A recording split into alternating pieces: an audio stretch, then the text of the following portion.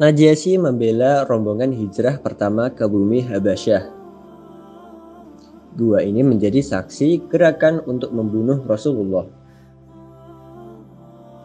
Masjid Nabawi, lambang kedaulatan Islam setelah hijrahnya baginda.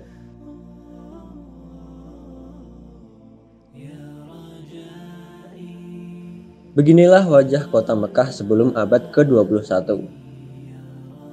Umat Islam dari seluruh dunia berkumpul di kota bersejarah ini setiap awal bulan Zulhijjah.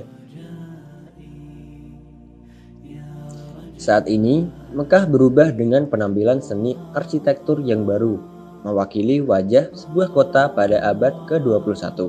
Walaupun Mekah telah berubah wajah, rombongan jemaah haji yang menghadap Ka'bah tetap sama setiap kali datangnya bulan Zulhijjah. Bahkan sebelum Rasulullah SAW dilahirkan, masyarakat Arab jahiliyah telah melaksanakan ibadah haji. Namun ibadah haji mereka dipenuhi dengan perbuatan menyekutukan Allah. Setelah Rasulullah SAW diangkat menjadi Rasul, baginda mengambil kesempatan untuk berdakwah kepada bangsa Arab jahiliyah yang datang ke Mekah untuk melaksanakan ibadah haji. Baginda mengajak mereka untuk mengakui keesaan Allah dan membantu baginda untuk memperjuangkan Islam. Namun, orang musyrik Quraisy tidak menyukai perbuatan Rasulullah, termasuk pamannya Abu Lahab. Pada suatu ketika, orang musyrik Quraisy meminta Rasulullah SAW menunjukkan kehebatannya jika benar dia memang seorang Rasul. Rasulullah bertanya kepada mereka, apakah mereka akan beriman kepada Allah dan Rasulnya jika baginda dapat membelah bulan? Dengan cepat mereka berjanji akan beriman dan bersedia datang untuk berkumpul ketika bulan purnama nanti.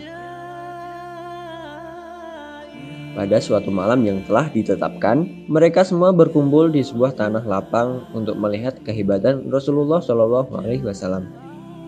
Mereka yakin Muhammad tidak mampu mewujudkan apa yang beliau janjikan kepada mereka.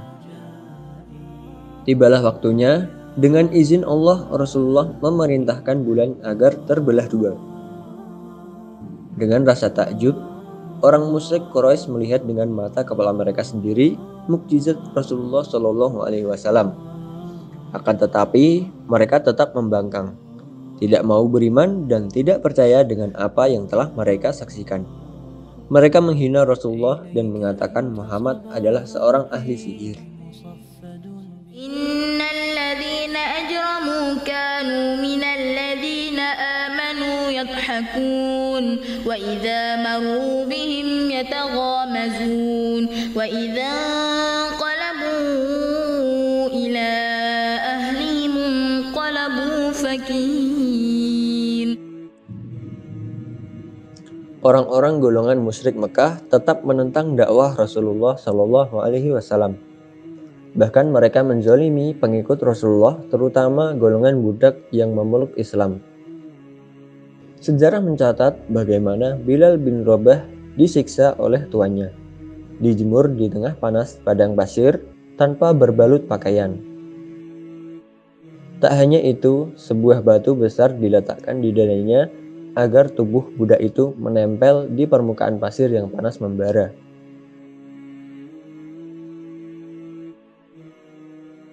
Bilal tidak dibunuh, justru sebaliknya, dia dibiarkan tersiksa.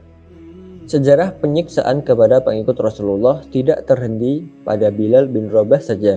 Penyiksaan kepada keluarga Ammar bin Yasir, salah seorang sahabat Rasulullah, merupakan bukti kebiadaban kaum musyrik Mekah terhadap ajaran baginda. Ibu dari Ammar bin Yasir yang bernama Sumayyah merupakan wanita pertama yang mati syahid dalam sejarah Islam. Beliau disiksa dengan berbagai cara, termasuk dipakaikan baju besi dan dijemur di tengah padang pasir, dipukul dengan cambuk, serta dirajam dengan batu-batu panas meskipun wanita itu sudah tua. Tidak ada belas kasihan kepada Sumayyah dan keluarganya sampai pada suatu ketika Abu Jahal yang terlalu marah kepada Sumayyah yang teguh pada akidah sucinya kemudian menusuk bagian tubuh wanita itu dengan tombak. Perbuatan yang kejam itu pun merenggut nyawa Sumayyah. Terjadilah hijrah ke bumi Habasyah. Addis Ababa, ibu kota Ethiopia.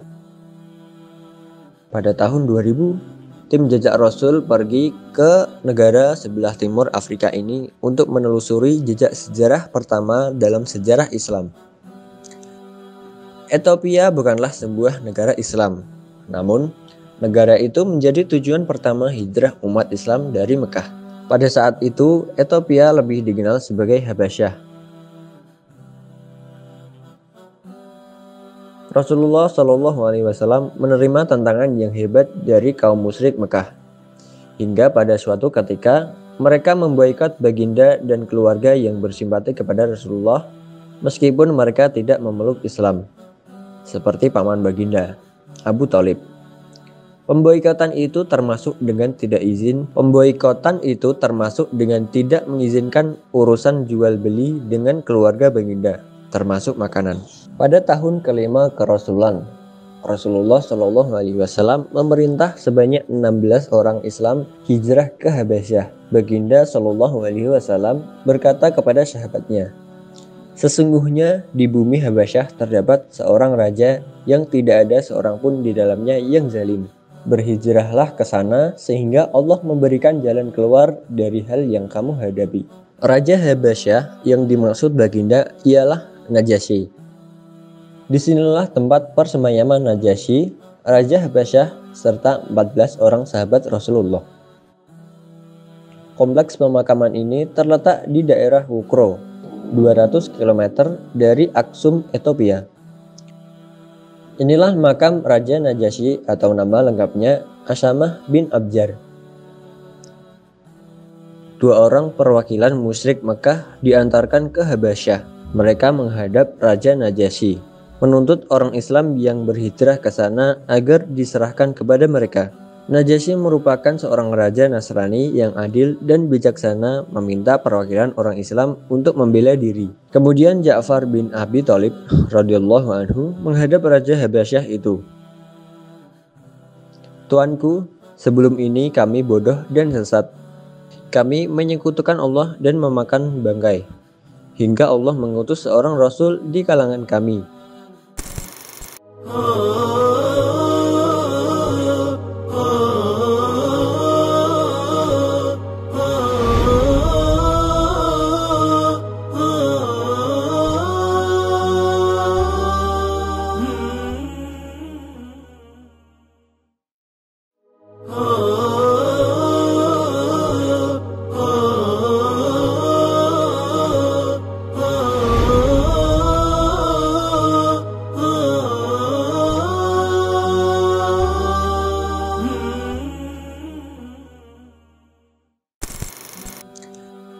Ethiopia bukanlah sebuah negara Islam, namun negara itu menjadi tujuan pertama hijrah umat Islam dari Mekah.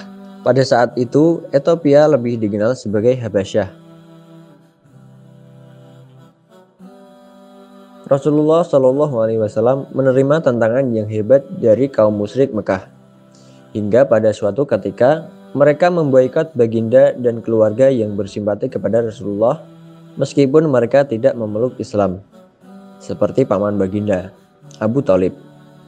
Pemboikotan itu termasuk dengan tidak mengizinkan urusan jual beli dengan keluarga baginda, termasuk makanan. Pada tahun kelima kerasulan, Rasulullah SAW memerintah sebanyak 16 orang Islam hijrah ke Habasyah. Baginda SAW berkata kepada sahabatnya, "Sesungguhnya di bumi Habasyah terdapat seorang raja yang tidak ada seorang pun di dalamnya yang zalim. Berhijrahlah ke sana sehingga Allah memberikan jalan keluar dari hal yang kamu hadapi." Raja Habasyah yang dimaksud baginda ialah Najasyi. Disinilah tempat persemayaman Najasyi, Raja Habasyah, serta 14 orang sahabat Rasulullah. Kompleks pemakaman ini terletak di daerah Wukro, 200 km dari Aksum, Ethiopia. Inilah makam Raja Najasyi atau nama lengkapnya Asamah bin Abjar. Dua orang perwakilan musyrik Mekah diantarkan ke Habasyah. Mereka menghadap Raja Najasyi, menuntut orang Islam yang berhijrah ke sana agar diserahkan kepada mereka. Najasyi merupakan seorang raja Nasrani yang adil dan bijaksana, meminta perwakilan orang Islam untuk membela diri. Kemudian Ja'far bin Abi Thalib radhiyallahu anhu menghadap Raja Habasyah itu. Tuanku, sebelum ini kami bodoh dan sesat. Kami menyekutukan Allah dan memakan bangkai, hingga Allah mengutus seorang Rasul di kalangan kami. Dia menyuruh kami mengesahkan serta menyembah Allah, melarang kami menyekutukan Allah, melarang kami berdusta,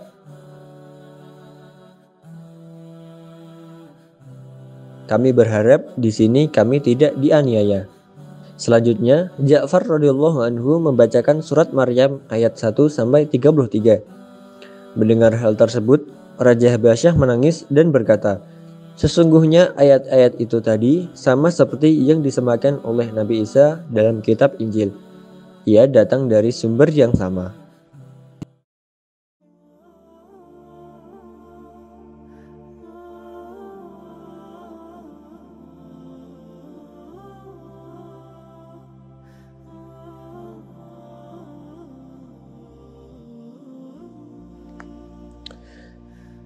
Ketika Najasyi meninggal dunia, Rasulullah Shallallahu Alaihi Wasallam mendapatkan berita tentang kematiannya dari Jibril alaihissalam. Kemudian baginda bersama dengan yang lainnya melakukan sholat jenazah gaib.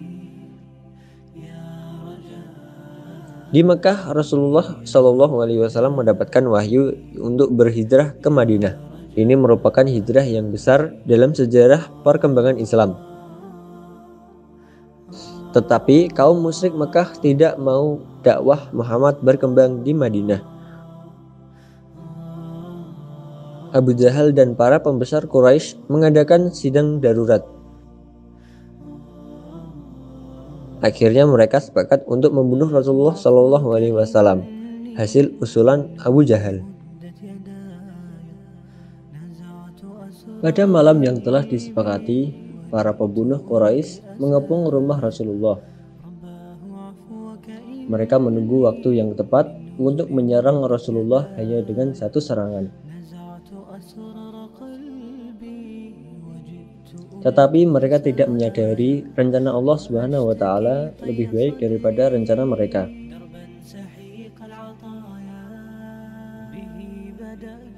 Sementara itu, Rasulullah dan Abu Bakar meloloskan diri menuju Gua Sur. Jejak Rasul mendaki Jabal Sur dengan ketinggian sekitar 3.000 kaki di atas permukaan laut.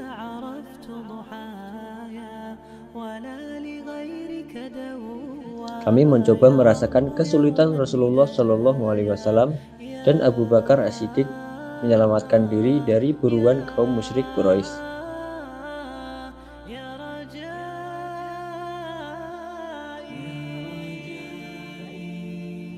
Lebih dari 1.400 tahun yang lalu, gua kecil dan sempit inilah yang menyembunyikan Rasulullah Shallallahu Alaihi Wasallam dan Sayyidina Abu Bakar selama 3 hari 3 malam.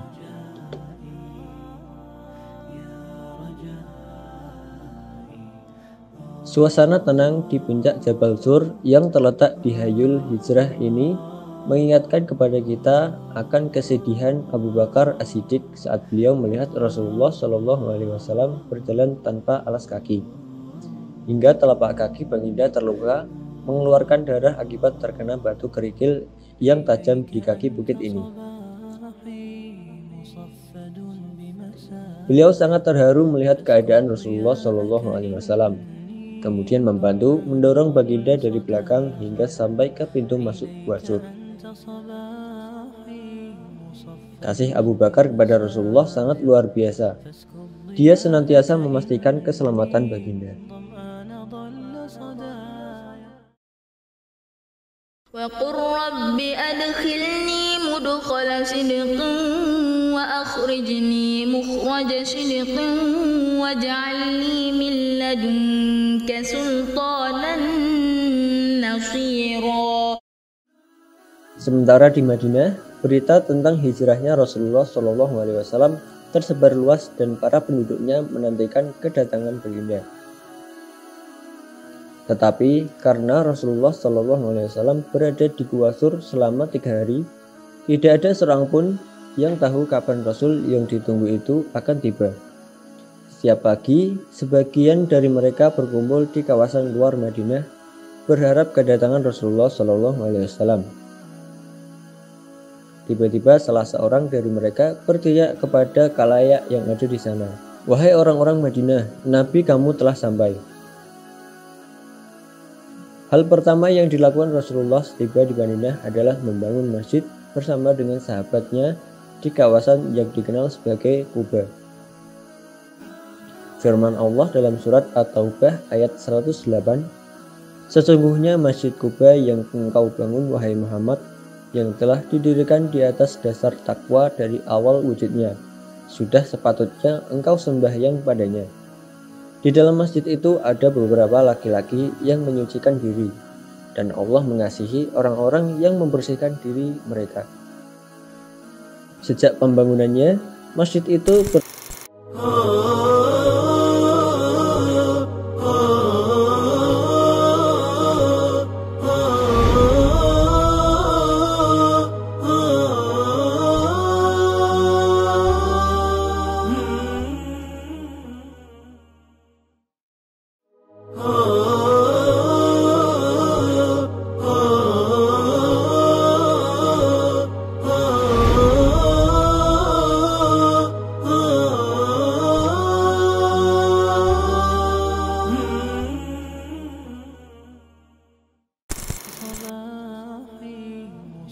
kasih Abu Bakar kepada Rasulullah sangat luar biasa.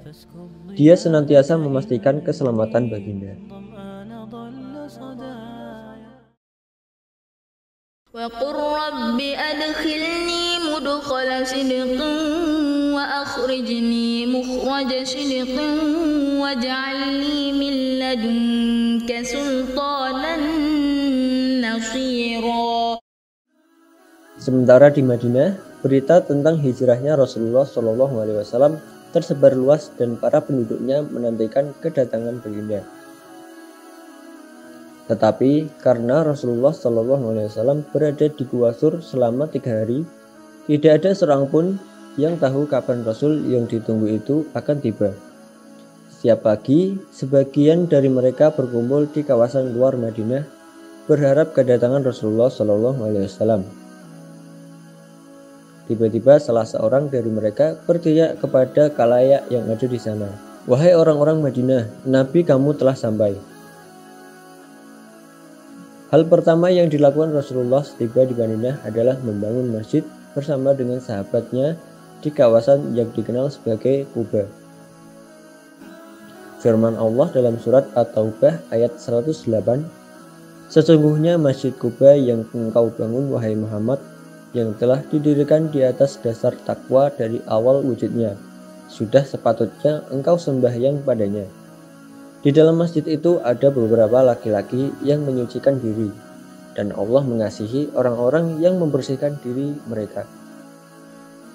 Sejak pembangunannya, masjid itu berperan sebagai pusat pentadbiran muamalat dan amal di Madinah.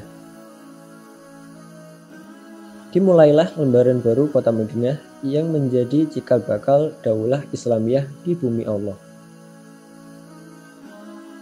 Di Madinah juga terjadi peristiwa peralihan kiblat dari Baitul Maqdis ke Ka'bah yang mulia. Inilah Masjid Qiblatain atau 2 kiblat yang terletak di barat daya Madinah.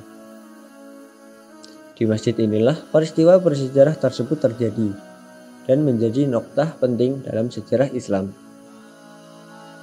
Sebelumnya, kaum Yahudi Madinah menghina Rasulullah SAW karena sholat menghadap Baitul Maqdis yang menjadi kiblat orang Yahudi.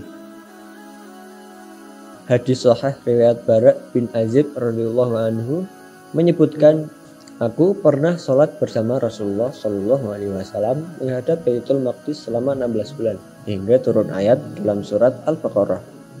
Dan di mana saja engkau berada, palingkanlah wajahmu ke arahnya." Ayat tersebut turun setelah Nabi SAW melaksanakan sholat. seorang sahabat pergi dan menemui beberapa orang Ansor yang sedang sholat. Kemudian sahabat itu menceritakan apa yang terjadi. Maka orang-orang Ansor itu memalingkan wajah mereka ke arah Ka'bah. Meskipun Rasulullah Shallallahu Alaihi Wasallam telah berhijrah ke Madinah dan menikmati kehidupan yang lebih baik jika dibandingkan dengan saat di Mekah, kota itu tetap tidak dilupakan. Bahkan justru baginda diperintahkan untuk menghadap Ka'bah di Mekah ketika sholat.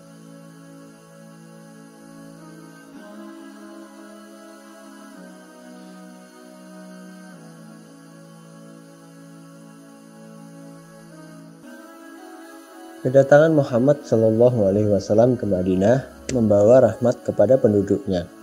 Kehidupan mereka lebih terjamin dan penuh kasih sayang. Menyoroti orang Islam Madinah belum mengenal Nabi Muhammad Shallallahu Alaihi Wasallam, namun mereka sudah memberikan keyakinan dan keimanan yang tidak terbagi-bagi kepada Rasulullah.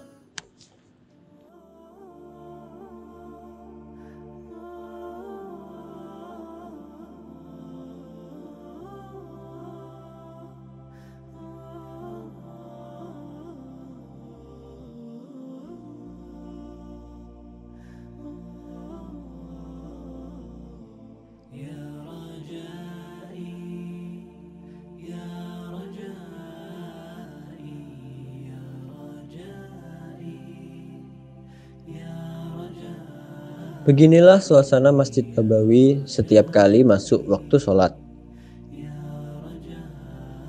Saat kedatangan Rasulullah Shallallahu Alaihi Wasallam, mereka sulit menentukan antara Muhammad dan Abu Bakar radhiyallahu anhu. Hingga saat matahari mulai menyinari wajah Rasulullah, Abu Bakar terus memayungi baginda.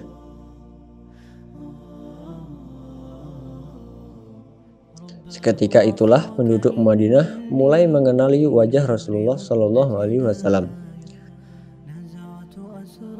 Rasulullah Shallallahu Alaihi Wasallam membentuk sebuah masyarakat Islam melalui hubungan dengan Allah berdasarkan iman.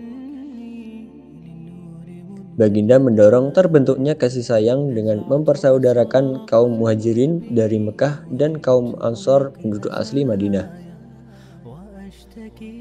Dalam sejarah penduduk Madinah, kasih sayang antara Muhajirin dan Ansor yang dipupuk bagai saudara sendiri belum pernah terjadi.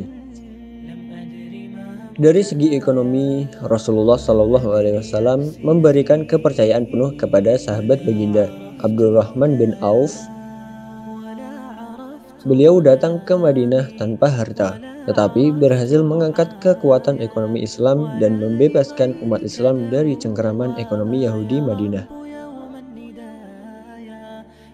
Abdurrahman berhasil membangun pasar untuk orang-orang Ansor yang menjadi pusat ekonomi umat Islam Madinah.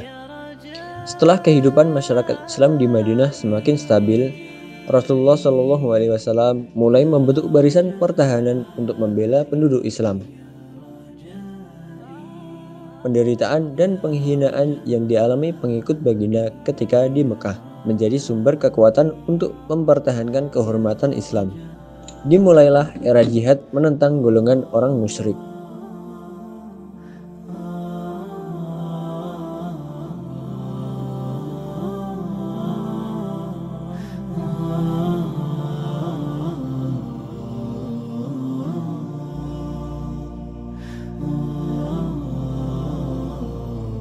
إليك أنت صباحي مصفد بمسايا فاسكب ضياءك إني ظمآن ضل صدايا إليك أنت صباحي مصفد بمسايا فاسكب ضياءك إني ظمآن ضل صدايا لم أدر من أين بعد أسقي جنين الركايا والشط لا ما فيه يطفي اللظى في حشايا رحماك يا رب إن